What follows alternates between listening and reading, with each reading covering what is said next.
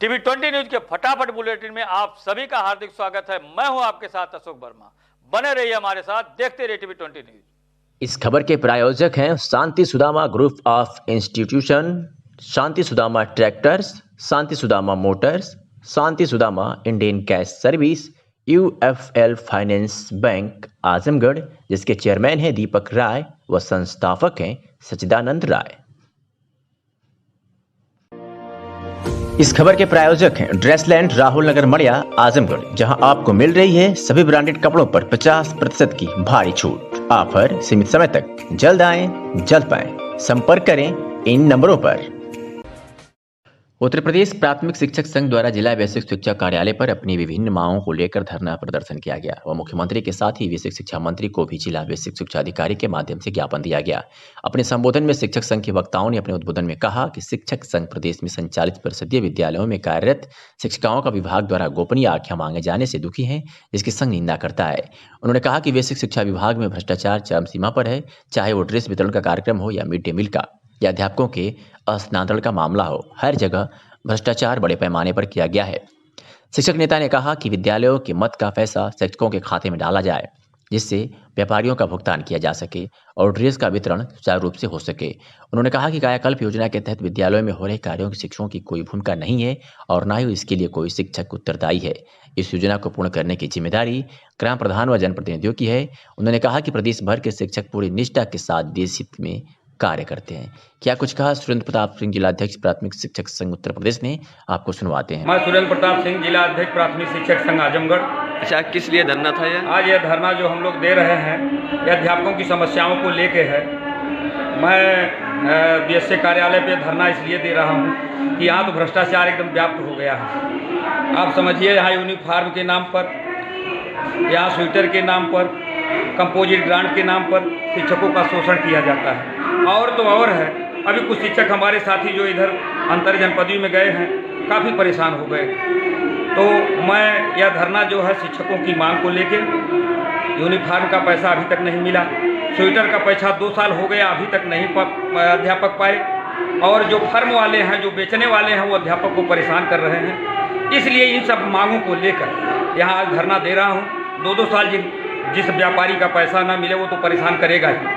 इस बातों को लेके कि जल्द से जल्द हमको विद्यालय का जो पैसा है शिक्षकों के खाते में उसको डाला जाए, अथवा जो हम व्यापारी परेशान कर रहे हैं, जो मांग रहे हैं अपना पैसा, उनको अविलंब दिया जाए। इस बात को लेके, शिक्षकों की समस्याओं को लेके हम आज धरना दे रहे हैं और मुख्यमंत्री जी को एक ज्ञापन भी दे रहे हैं। हमारी वेतन विसंगति है, पुरानी पेंशन है, कई मांगों को लेके कि मुख्यमंत्री जी हमारी समस्या को सुने और उसका निस्तारण करें।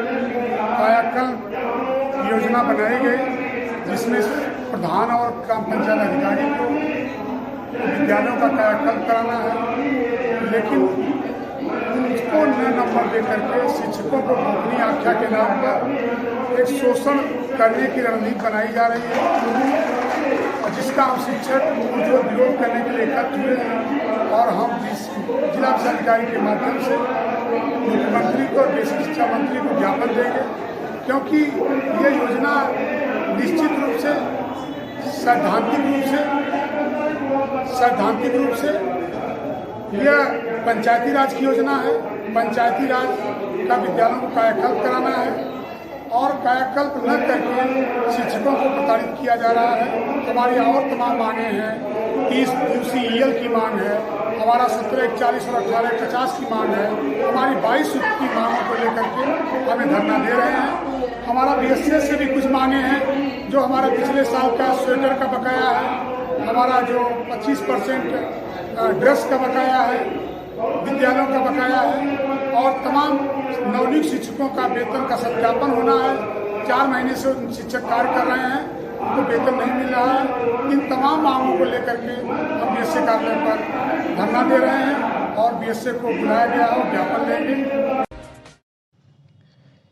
जनपद में पुलिस अधीक्षक के निर्देश पर अपराधियों पर चलाए जा रहे अभियान के तहत पुलिस को आज बड़ी कार्रवाई हाथ लगी है। आपको बता दें कि थाना कोतवाली पुलिस ने सुनसान देखकर राहगीरों से लूट करने वाले एक अभियुक्त को तमंचे के साथ गिरफ्तार किया है। तो ही थाना कप्तानगंज पुलिस ने भी एक नफर वांछित अभियुक्त को गिरफ्तार करने में बड़ी सफलता हासिल की है। बात करें अगर थाना रौनापार पुलिस की, धरौनापार पुलिस ने भी एक वांछित को गिरफ्तार कर बड़ी सफलता हासिल की है। इस तरह की हुई गिरफ्तारी से अपराध मामले में जहां हड़कंप मचा हुआ है, तो वही जनपद की लोगों ने राहत की सांस ली है। जन अधिकार पार्टी के पदाधिकारियों ने आज जिलाधिकारी कार्यालय पर सठियाओं चीनी मिल में किसानों के बकाया गन्ना मूल्य के भुगतान व 15 सूत्रीय मांगों को लेकर जबरदस्त विरोध प्रदर्शन किया। जन अधिकार पार्टी के पदाधिकारियों ने जिलाध्यक्ष ब्रिजेश मौर्य के नेतृत्व में जुलूस निकाला और नारेबाजी करते हुए जिलाधिकारी कार्यालय पहुंचे। यहां पदाधिकारियों ने नारेबाजी करते हुए राज्यपाल व राष्ट्रपति को नामित ज्ञापन सौंपा। मीडिया से हुई बातचीत में जन अधिकार पार्टी के प्रदेश सचिव कन्हैया कुशवाहा ने बताया कि भाजपा सरकार द्वारा लगातार किसानों का उत्पीड़न किया जा रहा है। जनपद के सठियाओं चीनी मिल में गन्ना किसानों के पिछले भुगतान अभी तक नहीं किए गए। उन्होंने कहा कि अगर जल्द भुगतान नहीं होगा तो इससे भी वृहद आंदोलन किया जाएगा। क्या कुछ कहा प्रदेश सचिव कन्हैया कुशवाहा ने, आपको सुनवाते हैं।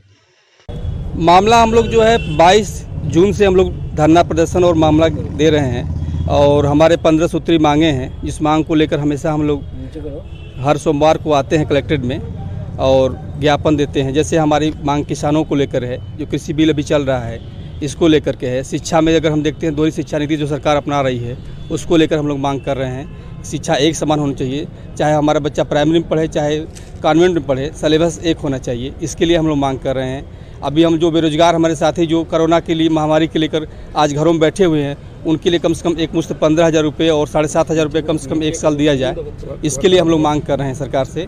और हमारे गन्ना किसानों का भुगतान अभी तक नहीं हुआ है, उसके लिए हम मांग कर रहे हैं। जो किसानों के खेत में आवारा पशु आजकल चल रहे हैं, उसके लिए हम सरकार से मांग कर रहे हैं कि उचित गौशालाओं का प्रयोग करें, बढ़िया बनवाए, जिससे हमारे किसानों की जो फसलें बर्बाद ना होने पाए। इन सब मांगों को लेकर के हम लोग जो अनवरत हर सोमवार को धरना प्रदर्शन करते हैं और सरकार से जो है मांग करते हैं और महामहिम राष्ट्रपति और राज्यपाल के नाम से जो है ज्ञापन देते हैं। सठियाओं चीनी मिल में भी किसानों को कई प्रकार की जी जो किसानों की भुगतान बाकी है सरकार से पिछली कई किस चीज़ का भुगतान? गन्ने का जो भुगतान है अभी तक जो है कई मिलों का बाकी है। सरकार से हम लोग उसकी मांग कर रहे हैं, सरकार अभी तक जो है नहीं पूरा कर रही है, लेकिन हम उसको निरंतर मांग करते रहेंगे और जब तक से मांग हमारी पूरा नहीं होगी तब तक से हम मांग करते रहेंगे। पुलिस अधीक्षक के निर्देश पर जनपद के विभिन्न थाना क्षेत्रों में अपराधियों के खिलाफ लगातार कार्रवाई की जा रही है। इसी क्रम में थाना बरदा व मेहनगर पुलिस टीम की संयुक्त कार्रवाई में 25,000 रुपये का इनामी साथी लुटेरा विवेक उर्फ मिंटू पुलिस की गोली लगने से घायल हो गया। इसके पास से चोरी की मोटरसाइकिल, पिस्टल व कारतूस बरामद हुआ है। आपको बता दें कि थाना मेहनगर क्षेत्र में हुए पुलिस मुठभेड़ में साथी कॉन्ट्रैक्ट किलर लुटेरा विवेक उर्फ मिंटू पुत्र जयप्रकाश निवासी हुसैनपुर थाना महाराजगंज, जो कि थाना जैनपुर से गैंगस्टर में वांछित था, पुलिस की गोली लगने से घायल गया। इसके पास से चोरी की मोटरसाइकिल, एक पिस्टल व कारतूस बरामद हुए हैं। यह जैनपुर से गैंगस्टर एक्ट में वांछित है तथा इस जनपद से 25,000 का इनाम घोषित है। इस पर अम्बेडकर नगर, जौनपुर व आजमगढ़ से लगभग 1 दर्जन हत्या, लूट व अन्य संगीन धाराओं में मुकदमा पंजीकृत है। क्या कुछ कहा है एसपी आजमगढ़ ने, आपको सुनवाते हैं। 3:45 बजे के लगभग थाना महीनगर क्षेत्र में थाना बरदा और थाना महीनगर पुलिस टीम के साथ संयुक्त मुठभेड़ में एक शातिर जो कि लुटेरा है और कॉन्ट्रैक्ट किलर है, 25,000 रुपये का इनामी बदमाश भी था, पुलिस मुठभेड़ में गोली लगने से घायल हुआ है। इसके ऊपर लगभग 1 दर्जन मुकदमे हैं जो हत्या, लूट और गैंगस्टर आदि संगीन धाराओं के हैं। इसके पास से एक पिस्टल, एक चोरी की मोटरसाइकिल और कारतूस बरामद हुए हैं। ये एक शातिर लुटेरा है और यह जनपद अम्बेडकर नगर, आजमगढ़ और आसपास के जनपदों में घटनाएं किया करता था। लखनऊ में होने वाली महारैली में 5 लाख समाज के लोगों की उपस्थिति के बारे में क्षेत्र पंचायत वार बैठक के क्रम में 7 फरवरी को मुरारीलाल सेठ के आवास पर समाज की योजना बैठक का आयोजन हुआ, जिसमें समाज के वरिष्ठ नेता विनय वर्मा, मुगलसराय से विष्णु दयाल, वाराणसी से मिर्जापुर के वर्तमान जिलाध्यक्ष गणेश मिठाई लाल मौजूद थे। कार्यक्रम के संचालन राजकुमार स्वर्णकार ने किया। सभी भारी संख्या में उपस्थित समाज के वर्ग को न्याय पंचायत तक की संचालन समिति का जिम्मेदारी दी गई। लखनऊ में 5 लाख की संख्या कैसे उपस्थित हो, समाज का राजनीतिक उत्थान किस तरह हो, इन विषय पर वक्ताओं ने अपने विचार दिए। पटियाला और राजगढ़ क्षेत्र पंचायत की संचालन समिति का दायित्व दिया गया। सभी लोगों ने अपने दायित्व का निर्वहन करने का अपने कुल देवता स्वर्णकार शिरोमणि महाराज अजमेर संत नरहरि के सामने संकल्प लिया गया। उस टीम का विस्तार करना है। उस टीम के विस्तार में आपके ब्लॉक से एक व्यक्ति जिले का उपाध्यक्ष चाहिए, तो कोई नाम हो आप लोगों के दिमाग में, तो कोई नाम सुझाइए जिसको राजगढ़ ब्लॉक से इस टीम में उपाध्यक्ष बनाया जाए। जो मिर्जापुर की लोकल संस्था है स्वर्णकार समाज मिर्जापुर, तो राजगढ़ से आज उत्तर प्रदेश सरकार की महत्वाकांक्षी योजना बहुत जल्द रफ्तार पकड़ेगी और यह एक्सप्रेसवे पूर्वांचल के लोगों के लिए रामबाण साबित होगी। लेकिन अब जहां लखनऊ आगरा की दूरी कम हो जाएगी तो वही पूर्वांचल एक्सप्रेसवे से लाखों लोगों को रोजगार सुलभ होगा। आज इसी को अमली जामा पहनाने मुख्यमंत्री योगी आदित्यनाथ आजमगढ़ पहुंचे।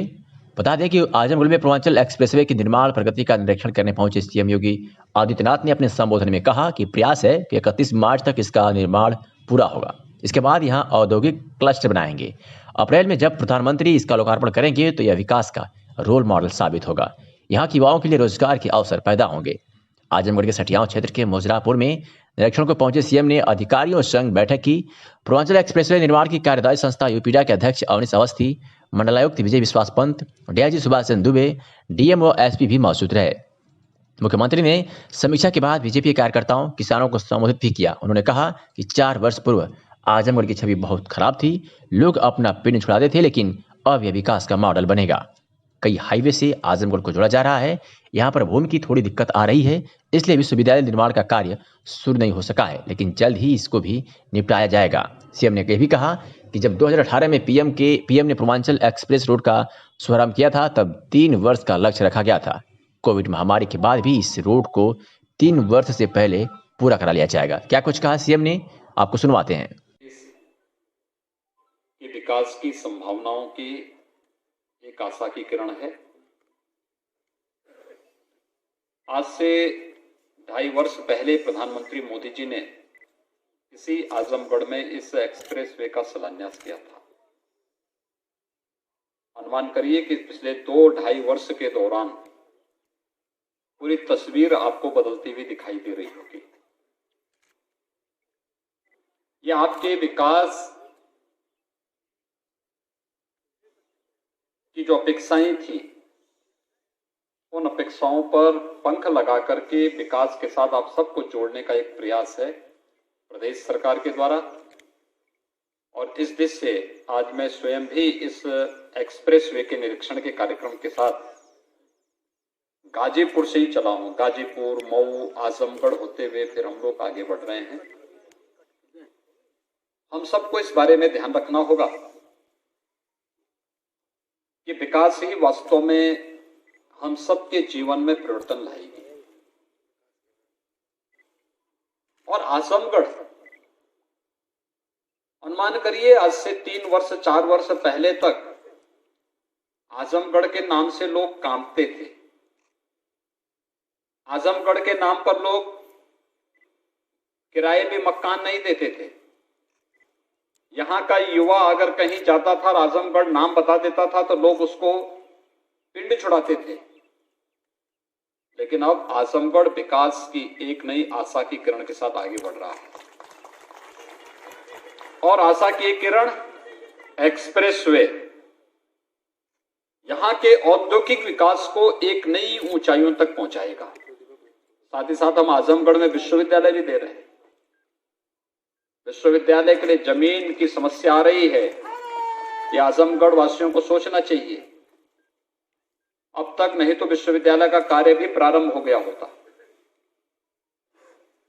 आजमगढ़, वाराणसी, जौनपुर, आजमगढ़, अंबेडकर होते हुए लुम्बिनी तक का जो एक हाईवे बन रहा है, ये भी आजमगढ़ होते हुए जा रहा है। अनेक बड़े बड़े हाईवे केंद्र और प्रदेश सरकार के द्वारा आजमगढ़ के साथ आजमगढ़ को ध्यान में रख करके बनाए जा रहे हैं। इसलिए जिससे विकास की योजनाओं के माध्यम से हम यहाँ की अपेक्षाओं और जन आकांक्षाओं की पूर्ति करने में सफल हो सकेंगे। मेरा आप सबसे यह अपील होगा, विकास हमारी प्राथमिकता होनी चाहिए और हम सब सकारात्मक सहयोग इसके साथ करें। यह सकारात्मक सहयोग ही न केवल आपके लिए बल्कि आने वाली पीढ़ी के भविष्य के लिए भी बहुत निर्णायक सिद्ध होगा। पुलिस अधीक्षक आजमगढ़ सुधीर कुमार सिंह द्वारा चलाए जा रहे अभियान अपराध नियंत्रण में अपराधियों की गिरफ्तारी के क्रम में अपर पुलिस अधीक्षक ग्रामीण तथा क्षेत्राधिकारी सकड़ी के कुशल निर्देशन में 7 फरवरी 2021 को उप निरीक्षक लिचचंद पांडे मई हमरा के समय 23:10 पर थाने से देखभाल क्षेत्र रात्रि गश्त तलाश वांछित और आंटी कस्बा जैनपुर में मामूर थे कि जरिए मुखबिर से खास सूचना मिली कि एक व्यक्ति मुबारकपुर पर मोड़ पर खड़ा है, जिसके पास सफेद झोले में गांजा है, जो कहीं जाने की फिराक में साधन का इंतजार कर रहा है। इस सूचना पर विश्वास करके उप निरीक्षक मैं मुखबिर के अपने आप को छिपते छिपाते हुए मुबारकपुर मोड़ के पास पहुंचे। मुखबिर खास दूर से इशारा किया और हट गया। उसके बाद पुलिस ने एक बार घेर घार कर खड़े हुए व्यक्ति को पकड़ लिया।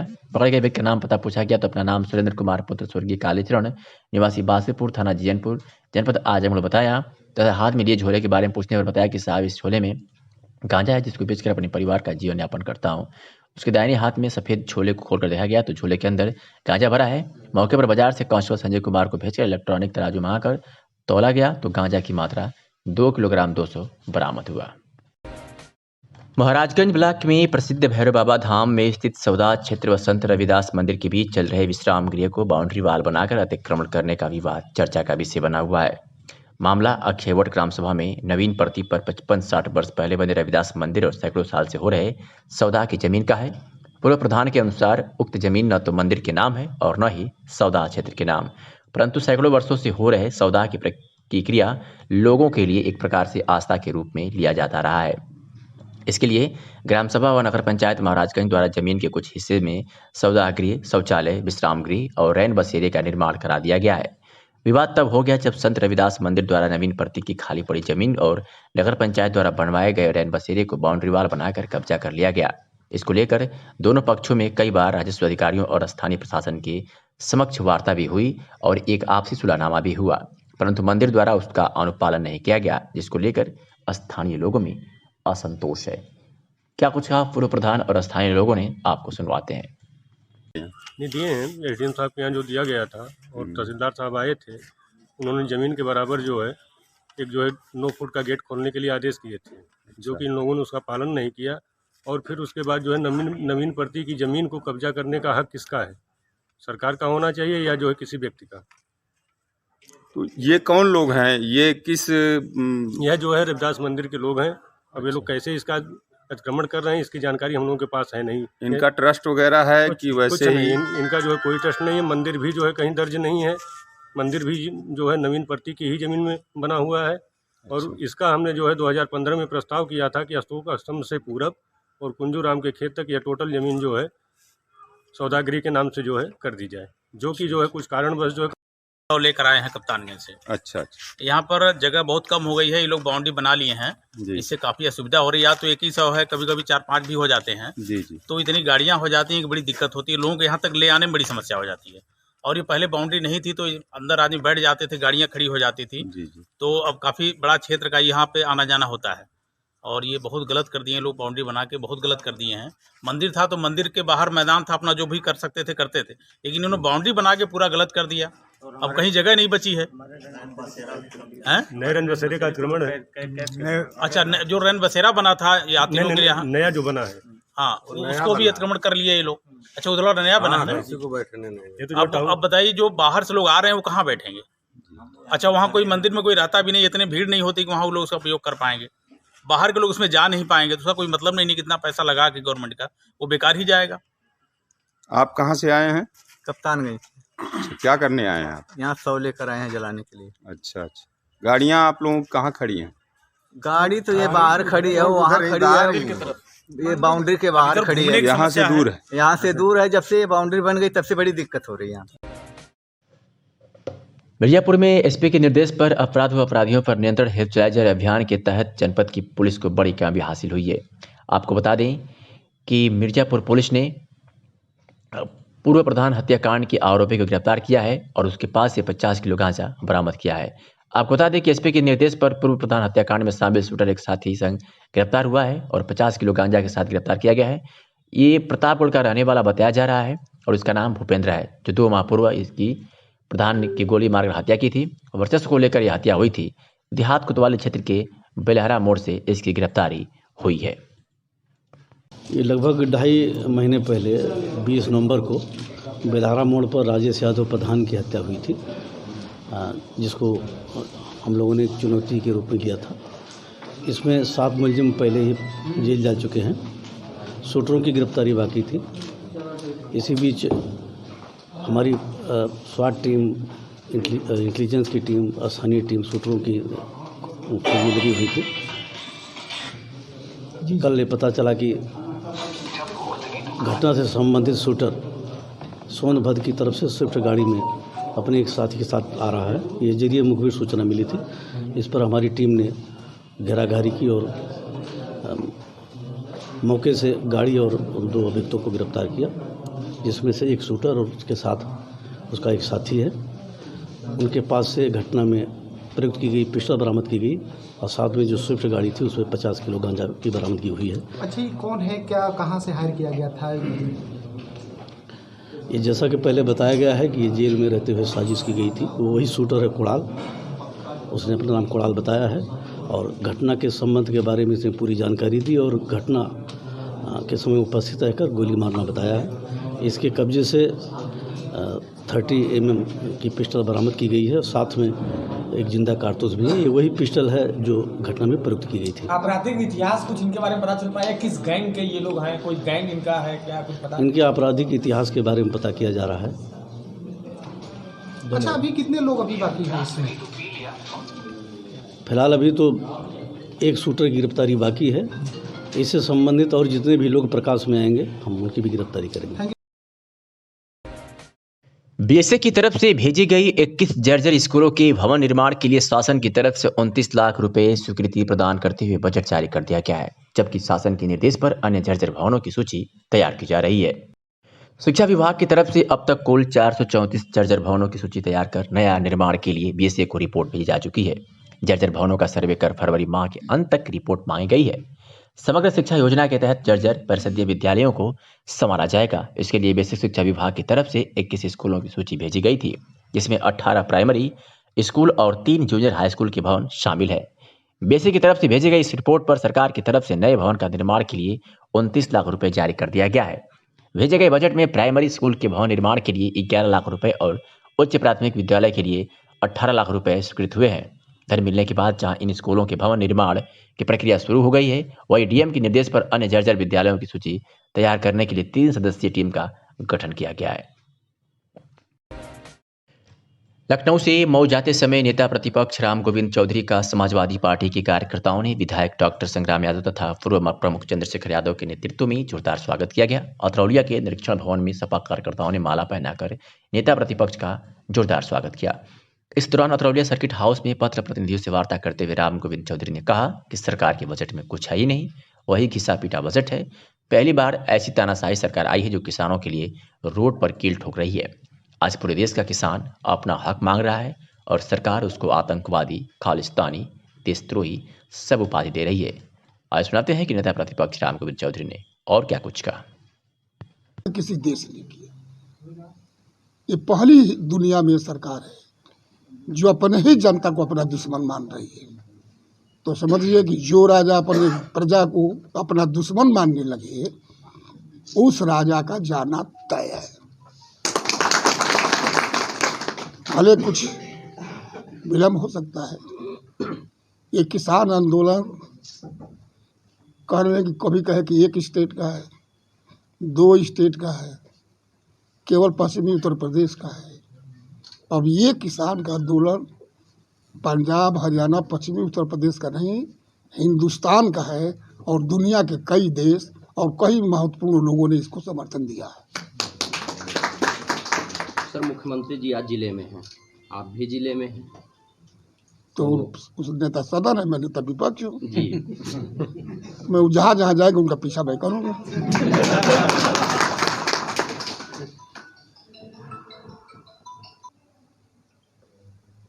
इसका टेंडर हो गया था, माननीय अखिलेश यादव ने इसका शिलान्यास कर दिया, तब तक सरकार चली गई।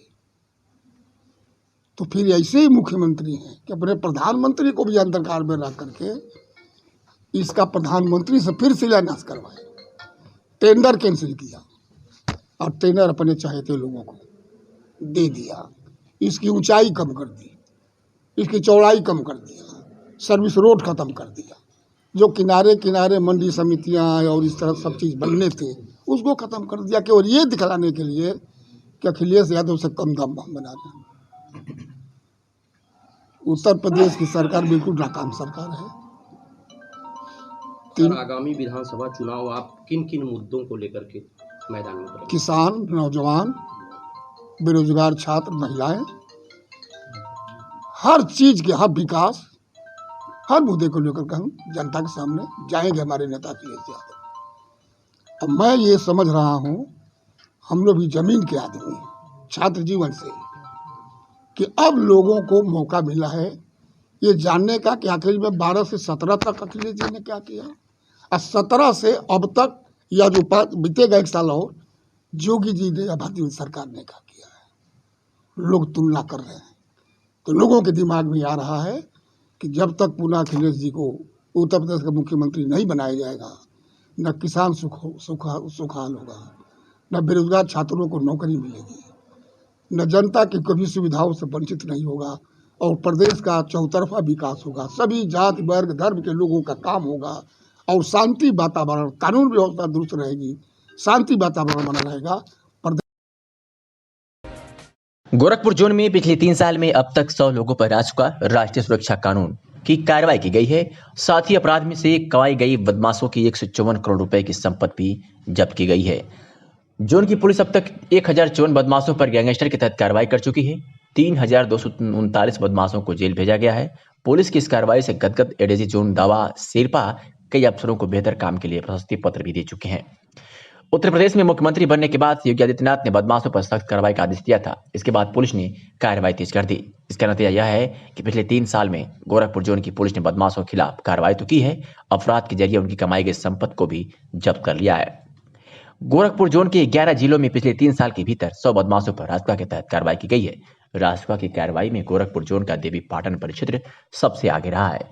यहाँ की गोंडा जिले में सबसे ज्यादा 33 बदमाशों पर रासुका की कार्रवाई हुई है।